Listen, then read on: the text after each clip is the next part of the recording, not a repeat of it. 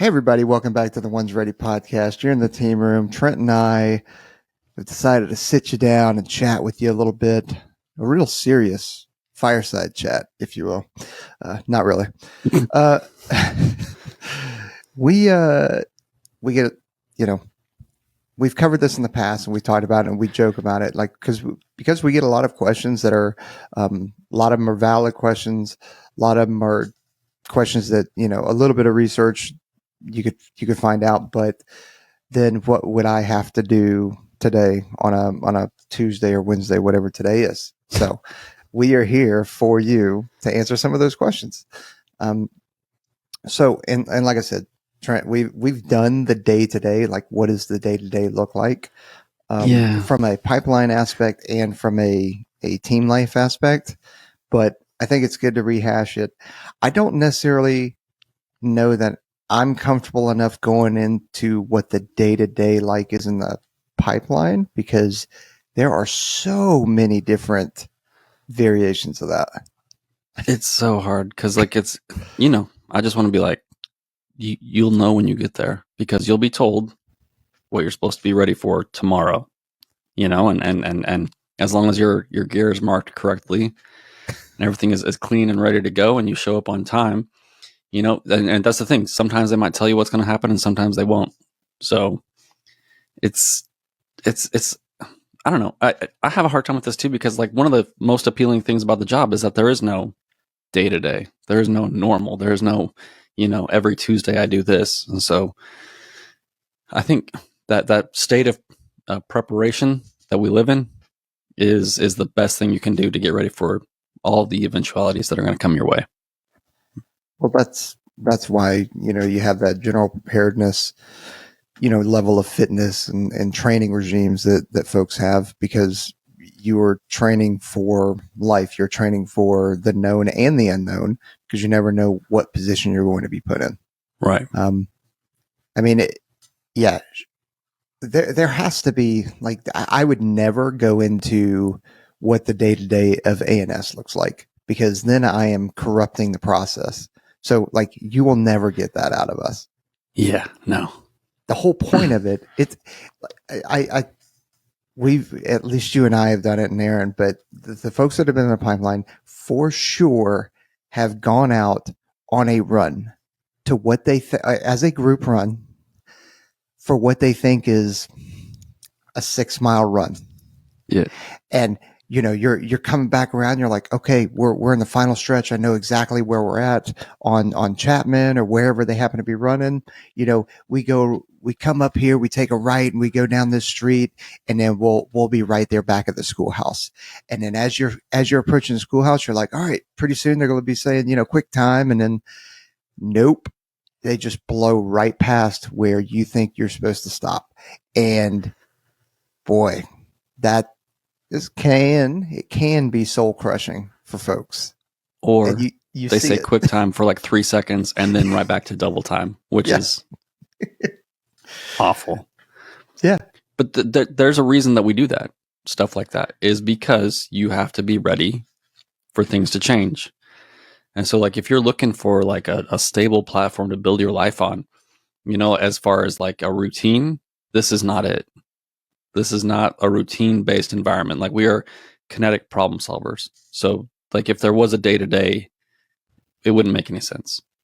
No. And that doesn't mean that at certain times there are, no kidding. I don't like the whole 9 to 5 thing, but there are times where, when your day, your week, your month, or even your next cycle, if you will, is planned out. So, like, it's not like we just ad hoc. Oh, what am I doing tomorrow? I am not tracking what I'm doing tomorrow. No, you know what you're doing tomorrow. You know what you're doing next week. But it just changes. So, what you're doing, subject to change. Yeah. Oh, yeah. It's always subject to change. But, like, okay, I know from a training perspective. Okay, if my goal is to get, we got a bunch of 3 levels in, and we need to focus on knock off some upgrade 5 level items. Yep. Okay, well, I know that we're going to need some water jumps. We're going to need some shooting, some driving, some demolition, jumping, whatever. So we will plan out like, okay, for this week, we're going to be in Eloy, and this week we're going to be in, wherever, and we start planning out. So you can forecast in your schedule where you're going to be. But even at that point, I still don't know what exactly we are doing day to day, because I don't know what the jump profiles are going to be. I don't know what the weather is going to do. I don't know what the maintenance of the aircraft is going to do. I also don't know, like, if there are full mission profiles that we have a week of in, wherever, then like Avon Park, then I don't know exactly what we're doing. Yeah. Well, and if the plane breaks and you have space and the tools to do other training, your team sergeant might just be like, "Oh, okay, you see that building over there? We're just going to do some CQC training real quick. Everybody go," or whatever. Or if there's a skill set within the group that the group needs more work on, he might just point at one of the guys and be like, "Hey, we're doing, PJ. Let's do a med scenario right now, and just figure it out." So, yeah, like generally speaking, you're like, "Yeah, we're gonna jump, we're gonna shoot, we're gonna do water stuff, we're gonna do AIEs, we're gonna work on our technical skill sets, we're gonna do our Air Force stuff and all these other things." It's just they're, like you do it when you can, when there's space for it. Yeah, and seen that many a times is like, hey, you're training to be a JTAC, spit out a 9-line on that building over there. Yeah. Or, hey, PJ, you got your IFAC kit. Okay, cool. There's a freaking scenario. Like, it happens. Or there's a radio, program it. Yep. It's ad hoc things. I really like the whole, spit out a 9-line and then the med scenario examples, just because in real life, in real operations, or forget the 9-line part of it, just the medical part of it, whether you're in training, operational, or you're just walking down the street, you could find yourself in that medical situation, instead of having the mentality of like, okay, this is a trauma lane that is set up for me, and I'm waiting for somebody to get, all right, go. No, it's just, you just, walked up on a freaking incident, and now you need to perform. Yeah. And like, then you look at the rest of the guys, like, what the rest of y'all doing? What are you doing during this situation? What's going on? And it just, you can turn it into a full blown scenario, and make it valuable training. I don't want to say hard, but I want to say valuable. Oh boy, somebody's learned. Yeah. Yeah. We don't have problems. We have challenges. Yeah. Well, and I think sometimes people are like, well, now that we're not doing Afghanistan and Iraq, like, oh, it's a lot more stable. It's like, you're still subject to the whims of everything else that's going on in the world, and our folks are still busy. And then people have personal life things that show up. And it's like, oh, like, this guy can't go. Guess what? Those 3 weeks of training that you had planned, if you've been on team for a while, you're going to backfill this dude and just, you're going to go do this J set or whatever. So, it's my favorite question to answer, because there is no answer. But I remember coming back from getting married, and we were supposed to do honeymoon, and 2 days after we landed, getting back from getting married, I got a call going like, hey, I need you to hit on this alert cycle in Germany. Now, again, not bad, right? It's in Germany, Yeah. but it was a 6-month alert cycle. And so I was like, okay, cool. And I was already scheduled for a 6-month deployment a month after that. I was like, well, okay. Luckily, my wife could come over to Germany occasionally and visit. But at the same time, it was like, well, here we go. Yep. It just happens. You don't know. So again, you nailed it. Somebody could get hurt downrange. Somebody could get hurt in training, or hurt, or even like family emergencies, death in the family, or something like that. And they got to go, and then somebody's got to cover them. That's why you always got to be ready. Well, I don't know if it doesn't know what we're talking about, but like we do a pretty good job of taking care of our folks. Like you want to be like if someone has something that's going on and you can backfill them so that they can get home. Like yeah, you want to be that person so that when you have a situation, someone's going to backfill you. Like that's just how it works. So there's a there's a positive side of all this. Oh yeah, and you talked about it earlier. That's one of the the draws of the job is that you're not sitting in a cubicle. You're not 9 to 5.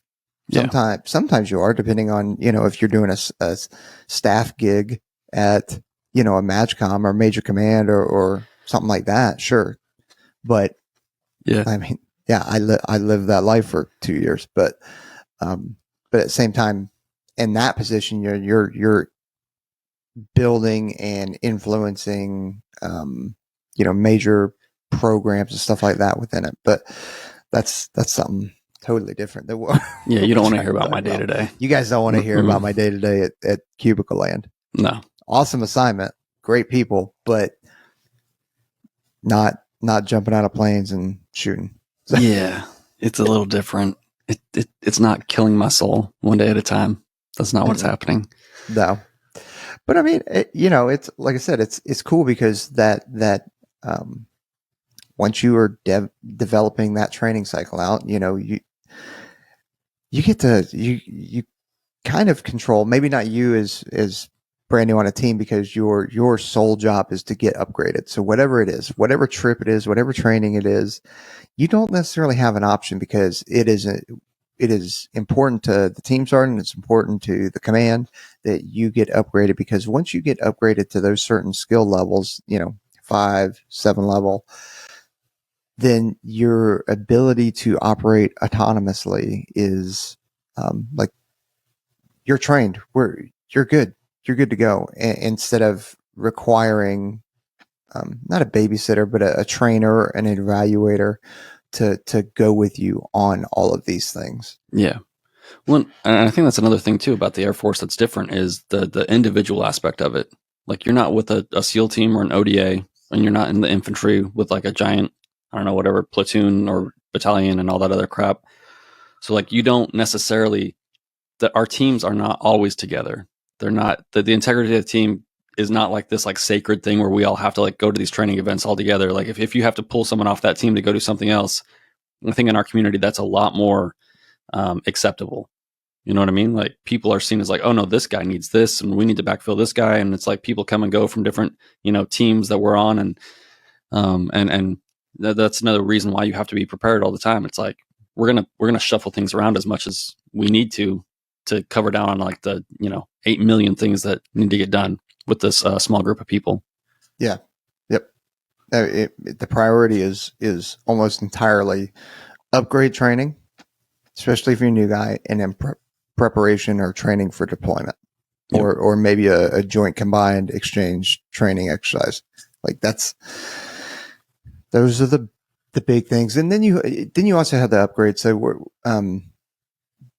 the term upgrade does not solely apply to going from a 3 level to a 5 level and to a 5 level to a 7 level. Like, for the joint terminal attack controller qualification, there's JTAC, there's JTAC instructor, and then there's JTAC evaluator. So like those are all different upgrades that have certain items that have to be accomplished, certain timelines that have to be accomplished, or even wait periods. And not everybody even gets that in terms of the JTAC, the JTAC I, and the JTAC E. Just because I'm a good JTAC doesn't necessarily mean I'm a good instructor. Yeah. And if I'm not a good instructor, I probably won't be a good evaluator. Yeah. But I mean, obviously, that's not the case for everybody, but that's generally speaking is how it is. Yeah, there's levels to this game, and Jared has exceeded all those levels. He's at the top of the top of the top of everything. Top of the top of the top, sir. Yeah, With honors. with honors. Yeah. I mean, I had something else, and it's gone. What Chief, well, what can I do after I get this job and I leave the military? What kind of jobs can this set me up for the rest of my life? Jeez. Oh, I hate you. Oh boy. You lost your train of thought, so I just jumped in there. I'm sorry. Yeah. No, that's good. No, I think it was the chief thing at the beginning, but whatever. Dick move. What does it set you up for? So, anything and everything that you possibly want to do. Like, we actually have a lot of folks that end up getting the entrepreneurial skills that they gain from going through the pipeline and being in the soft community, that they're able to go and just kind of tackle anything and everything that they want. You have folks that go do contracting. Mm-hmm. You have, as in, like, they still deploy, they still go down range, they still, whether they're sensor operators or whether they're folks on the ground doing things. You have folks that do contracting or create businesses that help, help training stateside. Yeah. That are still all of these that I've listed off are still involved in military operations. Outside of military operations, like, we have a lot of people that just go into real estate. They go work with, just because I'm in Las Vegas and I know a couple of folks here, they go work for the Raiders or the Golden Knights, like it, and then completely separate themselves from the military. It's not because they didn't enjoy their time or didn't find it valuable or anything like that. It's just, it's almost finishing the chapter. We're going to close that one and I'm going to start something completely new, not involved in it. And again, they cherish their time that they had. It's just one of those things where it's like, sometimes it's a compartmentalization too, because you miss this so much, or you miss the dudes that you're around so much that it's almost like I can't think about that. I don't want to be involved with it because it's just going to hurt too much. Yeah, you want to get sucked back in, right? Mm-hmm. Like, I remember, I'm over in ATC, and I remember coming over here as like a, and starting to make rank, and then start thinking about going back to a 2 series unit, and it's like, do I really want to do that if I just end up being the guy behind the desk, watching, like, knowing all the guys and watching them go do stuff, and like just opening that door but slamming it in my own face over and over and over again so I can see it, but I can't go do it, So I think a little bit of distance actually, in my mind, has been helpful, because, like that stuff is intoxicating. That team life, it's different. And yeah. So, but like you said, like, you can do anything you want to do. Like, I'm not being facetious when I say that. Like, if you can do this job, anything that interests you out there, like, you can go do it. Like, we're fairly capable individuals. And some people want to stick around and stay, near the teams, and some people are experience seekers, and they want new and different experiences, and or make more money, whatever's important to them, spend more time with their kids, go see the country, go check out Hollywood, do all your jumping and diving and stuff over there, go play with RJ Casey and all those guys. I was like, you must be talking about RJ. Yeah. So. But yeah, and you do, on the other side of it, you do get people that, already talked about people that stay involved, but you get people that then go work for Homeland Security, go work for some of the other alphabet agencies. There's people that go work for Google, Amazon. Like, I know, I'll just say ER. He used to be, fairly high up, I think, in Amazon, at least for that regional part. Like, I think he owned everything in all Amazon in Seattle or something like that. Like, it was something crazy. And he did that for a couple of years, and then he was finally like, okay, well, I've enjoyed my time. This is me talking. I don't know if this is actually the case for him, but hey, I enjoyed my time. I'm going to, and I've stepped away for long enough. And now I want to come back and still serve. Well, we heard from the, I think it was Attack P on Discord yesterday, right? He was like, I got out 17 years ago after a single a single enlistment. I think it was enlistment. But yeah, but like he's just like, I just want to talk to the folks again. I just want to be involved. I just want to, talk to like-minded individuals that are willing to put themselves out there like that to try to do this weird thing that we all do. So, I think most people maintain certain contacts to the community because you never really can escape. Like some folks do. Like some folks go completely dark, and you're just like, I have no idea where that dude went. But it's one of those things. There's a lot of goodness. Like like then that's not to say that certain people don't do a single enlistment and get out and they're like all poo poo about it and say it was miserable and wasn't worth it and all that other stuff. But that's pretty rare. I'd say it's very rare. I mean, you got Connor Matthews, right? He's been fighting for years. He was fighting during the pipeline and while on team, but he was limited because, like I mentioned, upgrading and training for deployment that is what you do. That is what you're living for when you first graduate. And, he was still trying to fight and he couldn't, there wasn't enough time in the day. Nope. And then also you're going on training trips, to Avon Park or Gila Bend or Nellis or wherever to go do these things. And you don't necessarily, now you've got poor nutrition, poor sleep, training your ass off all day. And then and then you got to go roll for 3 or 4 hours. Yeah. Yeah. So since he loved fighting and he has a good chance of going pro, or I don't know, I guess he probably is considered a pro now. Yeah, he's pro. He's just not he's just not in the UFC. Yeah. This is where it shows that I don't actually watch MMA that much. Oh my gosh, you're such a noob. I know. Jits, bro. No. So he got out and then pursued that, and now he's a professional fighter. Yeah. So yeah.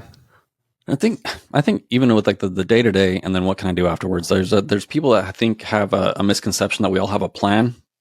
We ended up here on purpose and we all knew what we were getting ourselves into. And like, I don't know how to tell you this, but I think most of the community are like the discarded toys of America that had something to prove. And we just all ended up here. We said yes. We weren't sure what we were doing. It's like, oh, like you guys have been in for so long, like what's going on. It's like, no, we just do it. And like all these like awesome opportunities came our way during our careers. You say yes a lot. You go on all these training trips, which I think sometimes in our conversations they sound like a sacrifice, like, oh, I'm gone all the time. And they're tiring and exhausting and all these other things, but they're also awesome. Like they're a lot of fun. And you just kind of like take life as it comes to you, and you reach out when you see something that you want, and you say, hey, I want to do that. And if they say yes, you go do it. So it's just, that's how it is in my mind. Yeah. Yeah. Oh, it's terrible going to Darcy and working with Rich Mason. It's terrible going to Shaw and going to learn from incredible shooters. Darcy is terrible, but also awesome. You know what Amazing. I mean? Like that, that real type of fun. Right. It's a outside of the pipeline gut check. Where you also learn how to shoot and all that kind of stuff. Like, it's all great stuff. And that's actually what kind of, there's a good chance, especially where I'm at now. There's no way I'm going to a shooting school now, at least having the Air Force pay for it. Could I go to Darcy or Shaw or Mid-South or any of these folks once retired or even now? Sure. I got to pay for it too. A lot of money. Unless you go work there, right? That's another thing you can go do is. Right. Which folks, there are folks that do. There are folks that are seasoned instructors at each one of these places because they're just really good shooters. They still want to instruct. They still want to be involved. Yeah. But it's just funny to me. Like if you're trying to project what you think it's going to be like, I don't know if that's ever going to work. No, it's not going to work. You're right though. We didn't really come in with a plan. I mean, I'm institutionalized now. Yeah. Right. I'm what's the dude's name in Shawshank? It doesn't matter, but like I'm institutionalized now. It was Red, right? The Morgan Freeman character. No. It was the librarian dude that. Yeah, Frank or something like that. Anyway, yeah, I mean, spent 30, 40, 50 years or whatever in the prison. But Yeah. So yeah, I mean, I'm institutionalized now, and from an aspect of that, like I'm comfortable in my own ability and knowing that I'll be successful whenever I decide to retire or get out. But at the same time, man, I have been living an amazing life with I mean, sure, I had to worry about getting fired, I guess. Like not fired as in hey, I'm gonna lose a paycheck, but fired as in, hey, you're just doing a bad job, which actually means more to me than the money. Yeah. Sure, I need to feed my family, but if somebody told me like, hey, you're getting fired because of how terrible the job you're doing, that would actually uh, hurt a lot more than, hey, we're going to take away a month and a half of your paycheck. You're like, cool. Yeah. All right. Just don't tell anybody. All right. Don't tell anybody. And then you I'll can take make the more money. money. Yeah, that's fine. But don't ruin my name. Don't do that. Exactly. Jeez. It's weird how much we hold on to that. And I think just because our career field is so small, it might be more important to us. Like I can't go to like another SFG and be the new guy where not very many people know who I am. You know what I mean? Like you go from a 2-series unit to a 2-series unit, everybody knows you. Like your reputation is so important. So, and I think I like that aspect of it. Is kind of everybody knows everybody, or you definitely know somebody that knows the person you're talking about in our community. Yeah, I mean we're so small. I will say though that like as you go along, and it also depends on your assignment too. I remember being over at Mildenhall in the UK and hearing people's names, and I was like, he must be a new guy, and they're like, no, he's been in for like 6 years. Like he's not new, Yeah, but being when you're overseas, whether it's Japan or in the UK, like you're kind of sequestered because you're not seeing all those folks all the time from the stateside units. So you kind of like that's your bubble over there in the overseas units, and that's who you know. Everybody else is like, whatever. But it's a weird kind of thing. But your name definitely travels, yeah. good or bad. Mainly, I mean, if you do something bad, your name's will travel probably pretty fast. You do enough bad things, so people won't even say your last name anymore. Or or your name will be a verb. Yeah, yeah.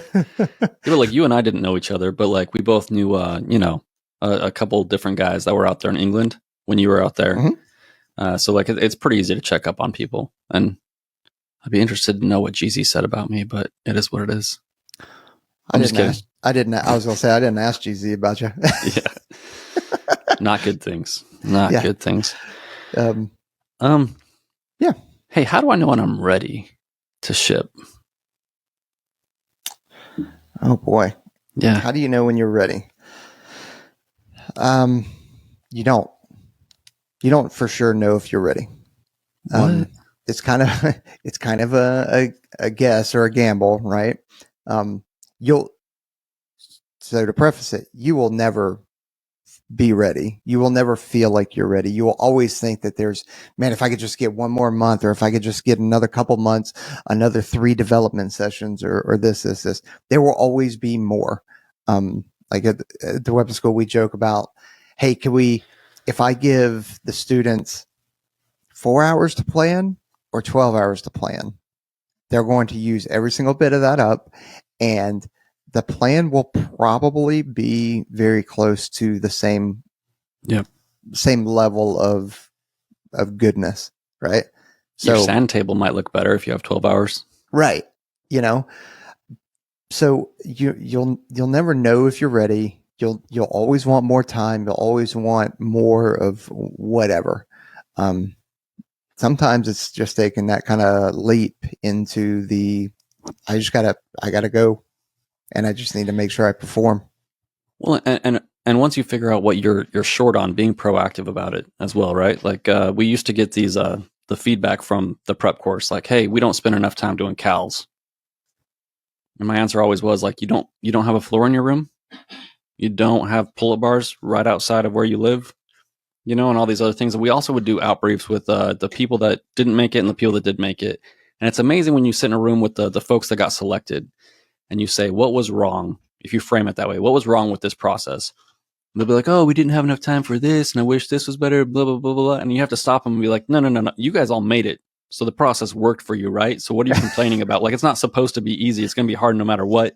And you're going to have to reach beyond where you thought that you could reach to be successful. Like, we all told you this. And then they'll be like, oh, yeah, well, then I guess it was kind of perfect and it worked out for me, didn't it? It's like, yeah, it did. So, that's the level of readiness that you're always going to be at. You always, your brain will always be like, hey, if I had more time, or if I was better at running, or if I had spent, 8 more extra years training, like this would be easy. And the answer is no, it wouldn't be, because we're going to find a way to figure out who you are, through, sleep depth, some pain, and all this other stuff. And because that's what the process is designed to do. It's not designed to like show up and make sure that you're in shape. That's not what we care about. That was a trick question. Yeah, that's right. We gotcha. But I mean, it goes right back to what we said before: is trust the process. Yeah. There are so many, and it's not to say that that our program is perfect, because it's not. There are flaws in it, just like buds, just like the Q course and pre-ranger and ranger school. Like, it's not perfect. Rangers don't make mistakes. Yeah. But there are so many folks that go through each and every one of these. There are so many folks that make it, that don't make it. The amount of data points that each of these organizations have at each phase of the pipelines, it's almost, there's probably too much data. There's probably more data there that we just are overlooking or just don't have time to process. Yeah. And the interesting thing is even with all the data, if you would have gone back 10 years and asked all the instructors, like, to tell you about the students and to like break down their character traits at the end of the pipeline, that had spent like some real time with the students, it would have been real close to them saying exactly what ends up on like the psych paper and all these other things and all the peer feedback. It's still the same people that are getting to the other side, like 99%. Yeah. And one of the weird things is that, and we kind of talked about it the other day, is that the attrition rate hasn't changed. Yeah. So we have, which could go, but like, you could look at this both ways, right? You could look through it, through the lens of, well, boy, we're spending all this time and money to develop folks to put into the pipeline with all these trainers and stuff like that, just to get the output of the same percentage that you and I went through. Yeah. So that is a way to look at it. Yeah. And there are some valid points in that. The other aspect is, or the other lens that you could look at it through is, okay, we are, instead of kind of throwing people in the pool and expecting them to, you either survive or you don't, and then whoever survives, we continue to train them. We actually go, okay, well, we're going to start you before you even come in. We're going to develop your baseline, and we're going to continue to add to this foundation from as a recruit through basic, through SWIC. ANS is it's a completely different animal. We're not trying to build you there. Nope. Like, we're trying to test you there. And then, pre-dive and so on. So it's a more gradual, whereas the end product ends up being the same. I don't know, maybe not the same. Yeah. I don't know. I don't know. You and Aaron have talked about it when y'all were out the 2-2, seeing these new folks walk in. Like, do we really believe that they're the same level of trained and capable that the rest of us were? Brand new on team? No, from my experience, for the dudes, the new controllers, and we didn't get any new SR guys at the 2-2 when I was there, but the new PJs and controllers I saw were far and away better than I was showing up to a unit. Yeah. I mean, like, to give you an example, we had, we did a full mission profile with some folks, and there was a new PJ that was doing a high ankle rescue and a medical scenario up in a tree. And, me and the commander were out there watching, and the commander asked me, he's like, "Hey, who is that?" Cause he couldn't recognize him, especially he was up in a tree. And I told him his name. He goes, I'm not tracking him. I was like, "Sir, he only got here like 3 weeks ago." Yeah. So and he's like, "Dude, the way he's talking and the way that he's commanding the situation, and letting people know how," he's like, I would have thought that dude was easily 4 or 5 years in. Yep. So no, thanks for correcting me on that. The same, no, the attrition rates has remained the same. Yes. The percentage rate, the quality of person that we're getting on the other end, I think is better. Yeah, at least more trained. Like one of the reasons I got to retire is I can't be around these new guys anymore and pretend like we're the same type of person. I'm like, you guys are so much better than I ever was. Like as I got to go. I got to get out of here and stop embarrassing y'all. But yeah, how much longer are they going to continue to listen to you and me before it's like, boy, you guys are old, dude? That's why I gave away the Instagram page and trying to talk someone into taking this over eventually for me too, so that this stays relevant and not just a bunch of boomers out here being like, back in my day, because we'll change our tune eventually and be like, it was way harder when we did everything. Yeah, I think we'd have to, don't we? Isn't that like a requirement at a certain point? Okay, facetious, like that's the requirement. Yeah. Yes, that's the requirement, but I don't know. I've always there for sure was a time where it was like, well, man, I don't know that our pipeline is doing the right thing, but as of when did we change the pipeline? 2017, 2018 is when it kind of went to the new model that it's closely resembles now. Yeah. So with that, knowing what the pipeline does with all the developers and SWIC and all that kind of stuff, and then going out there and seeing it and talking to the instructors, talking to the candidates, seeing everything they have, I don't know. I think it's better. I think it's for the better. You know how like you can have something explained to you by one person and you'll be like, I have no idea what you're trying to say to me. And then another person will come and explain the exact same thing in a different way. And like that key in your brain unlocks. Like we just have so many more touch points now with the candidates and the students. So they have so many more opportunities to unlock their potential, and a lot more perspectives. And I think a bunch of our, a bunch of the instructors now are like caught the end of GWOT.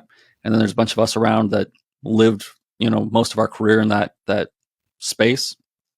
And it's just a real interesting environment, I think, for these candidates to come up and, be beyond they have the civilians that are like experts at running and swimming and all that stuff and all their experiences, your developers before that. And then all of us, with a pretty wide range of experiences. I think it's just they have a lot of opportunities to figure it out, for themselves, and not to mention the training. And then there's the training where they're coming out of the pipelines like,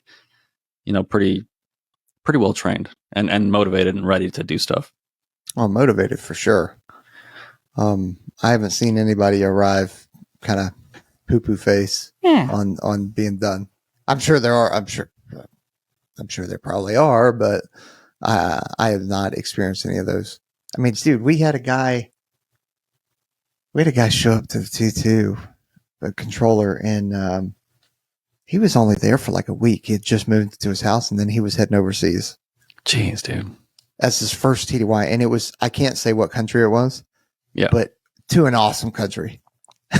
Yeah. I mean, that he comes back, and then he's at Shaw shooting with me. Yeah. Like, it was just that life or this life. Man, it's fun. Yeah. It's so much fun. Speaking of motivation, is that a Cardomax in your hand right now? Oh, yeah. It is. I've run out of coffee, so thanks. I appreciate it. You noticed. I did. So if you guys aren't tracking, like, I've got carny hands, like, sausage, little Vienna sausages, smell like cabbage. To give you an idea how big that is, there you go. So pretty small packets. Pretty small packets. This, dude, if you tried this Wave Crusher I flavor, have. It's really good. it's so good. So this is the hydration one. Yeah, I almost messed up the other night because I just kind of reached in and grabbed one, and I was doing this, and I was about to tear it open, and I realized that it was and this was like 8 o'clock at night before going to bed. Oh, It was the energy intensifier, and I almost really hooked myself up. that would have been interesting. Yeah, At least. but yeah. So folks, if you get a chance, go check out Sean Matson over at cardomax.com. Use the promo code ONESREADY. He's got hydration, he's got energy intensifier, immune booster, and then he's got a new nootropic that he's using too. All good flavors. You can take it straight. It's a liquid. You can take it straight, but boy, it's you better have something to chase it with because it can be a bit rough to do that. But you definitely mix it in any kind of water, or I know there's some putting it in like Sierra Mist or something like that. I've seen him doing something. Yeah, something. Those bubbly waters that are like super popular. I think you mix some flavors or whatever. It's, I don't know, fancy people stuff. Yeah. So cardomax.com, promo code ONESREADY, get you a discount. Yeah. And all that kind of good Sean stuff. is great people, and just another reminder that we don't just love the products. We also love the company, and, they're vets, and they're, even though he's a SEAL or was a SEAL, we forgave him, and we're hawking his products because they're awesome. SEALs. Yeah. They're the worst. They're just fun to make fun of, like, I don't know if I'm trying to think if I've had like an actual negative experience with a SEAL that wasn't just like a socially awkward experience, but actually negative. I don't know if I ever have. No. There's been disagreements for sure. Yeah. But that's not a negative experience. Yeah. You're supposed to have disagreements. You're supposed to, that's what happens. It's like you throw a bunch of ants in a jar and shake it up. What's going to happen? Stuff's going to happen. Yeah. We have disagreements. So it doesn't mean we're having negative experiences. We don't. It's Aaron's not here right now, so we can talk about him. Like Aaron is the problem in this relationship. What's funny is that Aaron's been the positive. Like the last couple of times I've been on, I've been I don't know what it is. I don't know if I've saw something bad in the news or something like that before coming on, but the last couple I've been just slinging zingers occasionally, and then Aaron's been the one that's like, "Hey guys, let's pick this up. This is positive." I know, it's weird. It's like he turned over a new leaf. He's not fighting with people on the internet anymore. Like he's like being super positive, and for the most part, I dig it. I think the other day when that one person that the master's degree in psychology jumped on there, got a little spicy, but it is what it is. Yeah. Oh well. Yeah. Stay out of the comment section, folks. It's not great. Or it's a good time, depending on how you look at it. I got in there a little late, so I was a little disappointed because I don't like to fight with people. I just like to say what I think is funny, and it's not funny. My wife reminds me. What do you think about, because there's not actual grad standards now? No. Like, do you think somebody should wait? Going back to when should somebody go in? Do you think there are certain physical standards that they should be able to meet before coming in? It depends on who they are. So the entrance is the IFT. And if you can't pass that, or if you're struggling with that, like that should be your 100% focus. Is and that's just your run, swim, cals, and it's pretty simplistic. But like maybe take a look at yourself in the mirror and be like, I am 6'1" and I weigh $140 and I can crush this IFT. But understand what comes after that. Like maybe I should do some farmer carries, or maybe like hang on the pull-up bar after you knock out your 15 pull-ups and be like, how is my grip strength? Like, am I able to carry weight and all these other things? And your developers are going to help with this as well. They don't want to send you in to pass the IFT only to get crushed and injured and washed out of the pipeline. So while I wouldn't I wouldn't recommend necessarily like a grad standard because the IFT and the OFT are so different. I would recommend making sure that you are a well-rounded physical individual before stepping through that door, and you'll get that feedback also from your recruiter, your developer, and all those other people. But like your main focus has to be, you have to be good enough at that IFT so that when you hit those bumps in the road after you join, there's no question that day one of SWIC, you're going to pass it. So like when it comes to IFT standards, I think you should definitely be exceeding the minimums by like a fair margin, so that you don't get there and get surprised and you're like, oh, San Antonio is hot. I had no idea. Yeah, no, for sure. You got to be able to pass it with little to no heads up. Maybe having already trained that day. Man, the Texas is hot, especially right now. I think you guys are in triple digits already. Yeah, it's pretty awesome. Even Vegas isn't in triple digits yet. But on dehydration, fatigue, sleep deprivation, having just having a day that you're in a shitty attitude or something, like, you know what I mean? Like, you got to be able to pass at any time. Yeah. And not just like, oh, I barely got that pull up, just like, it's got to be set well over, because especially during a pipeline, like, yeah, we're training you and that kind of stuff, and you got nutrition, but there are points where you are not making gains. You are actually like diminishing returns on things. And if you start right at the minimum, then you're probably only going to go down, especially based on the body type that you just described. Yeah. Because you don't have any what I call foundational muscle. I don't think that's an actual term or anything, but it's just something to fall back on. Yeah, well, and you got to be careful, right? Because some people look like they can't carry weight, but they can.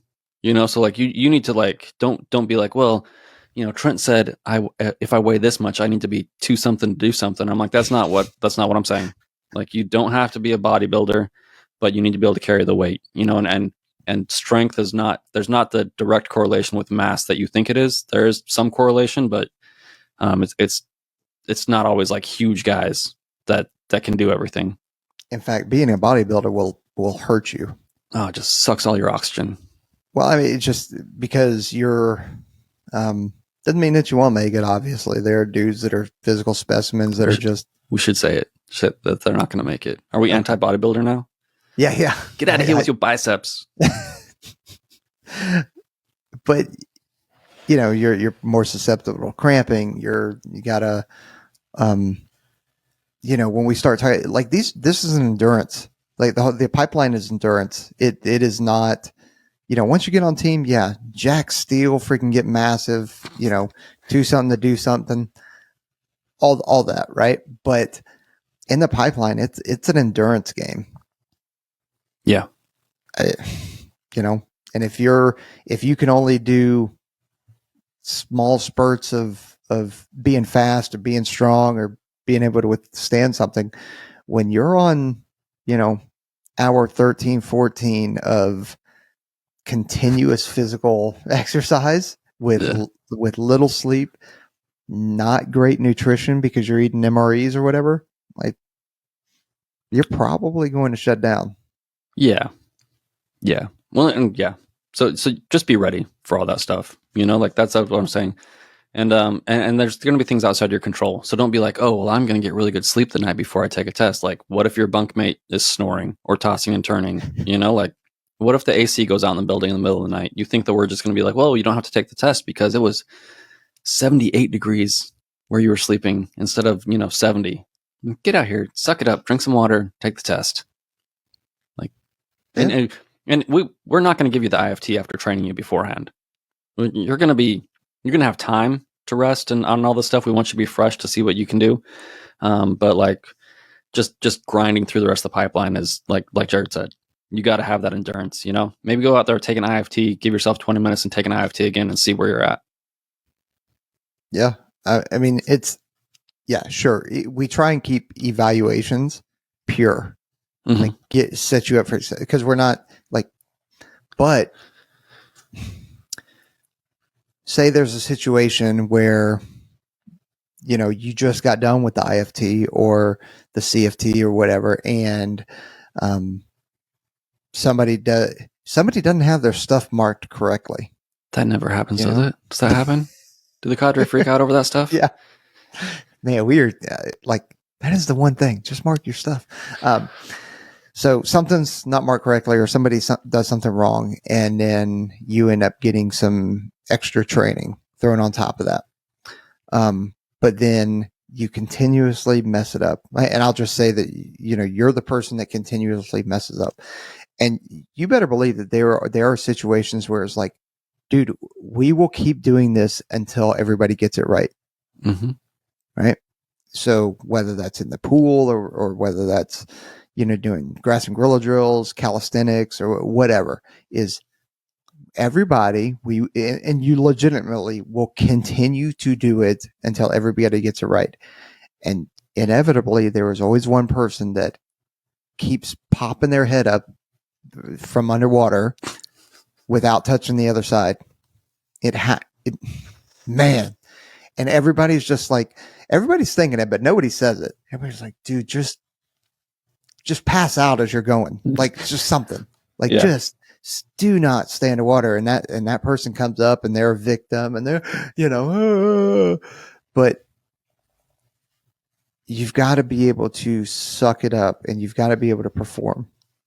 Like, I mean, they'll do little things where it's like, okay, well, how long does everybody think? I mean, making games out of it and making it fun. How many push-ups are you willing to wager to see how long somebody can remain hanging on a bar, on a pull-up bar? I mean, it's just something simple like that, right?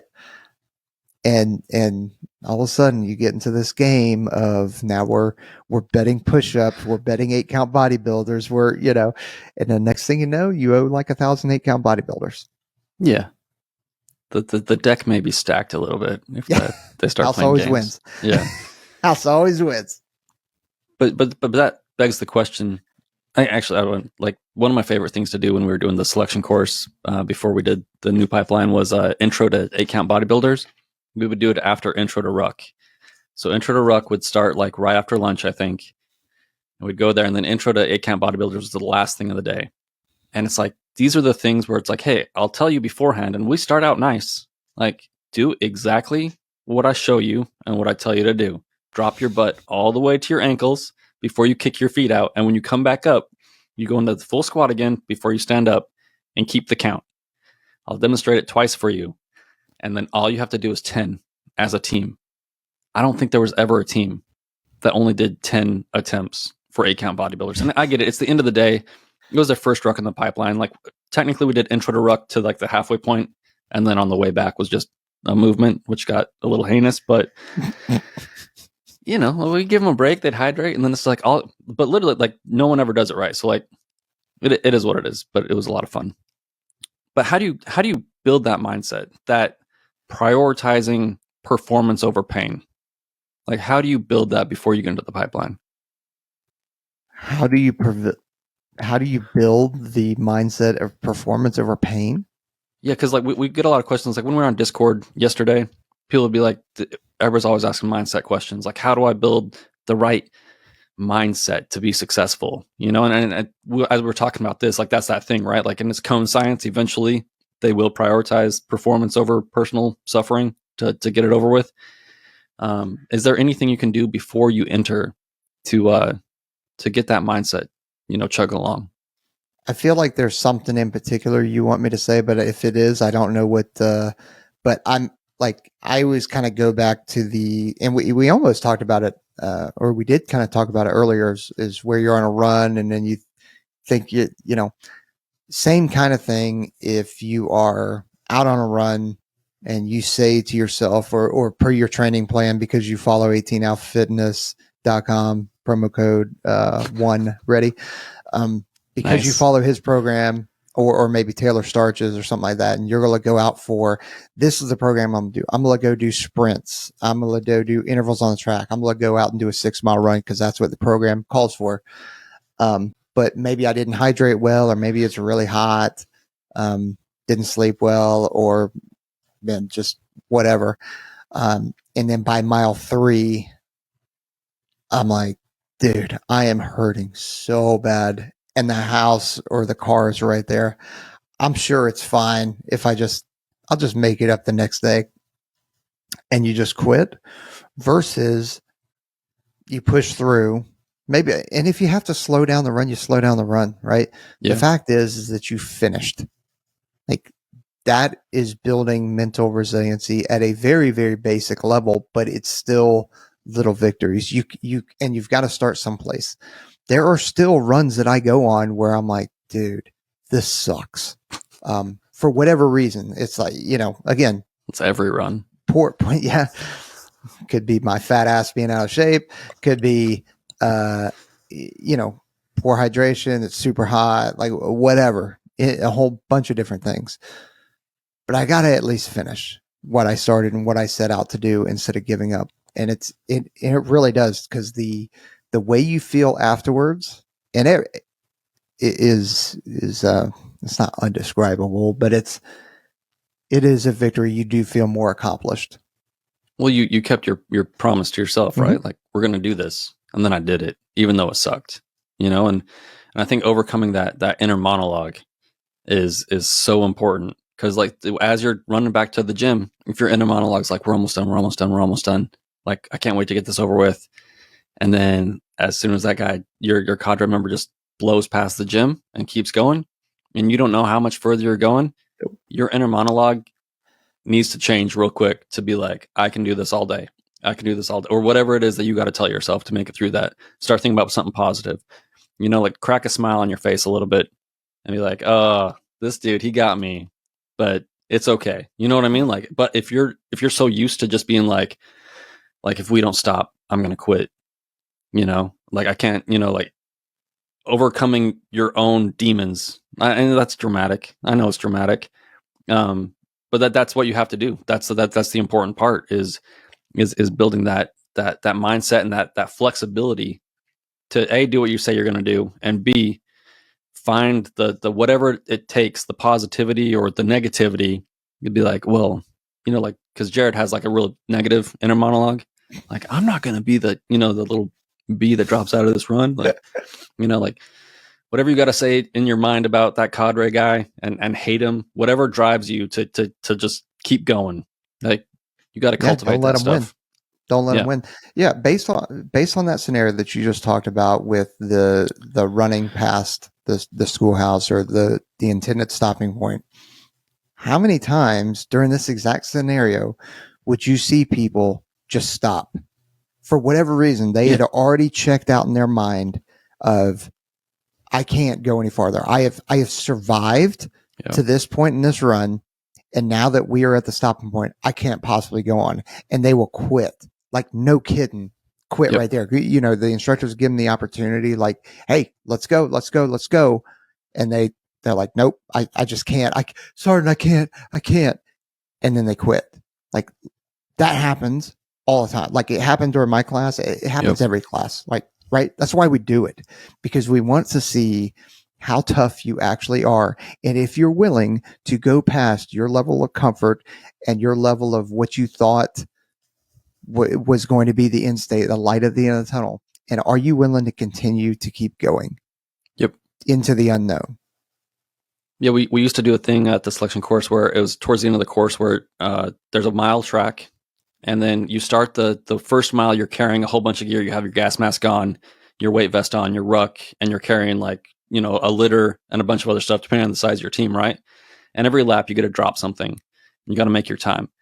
And every once in a while, like at the end of it, and you don't know your time, you're not allowed to wear a watch and all this other stuff, Cadre would be like, all right, well, you guys need to hydrate, and because you got to do it again. You got to do it again right now.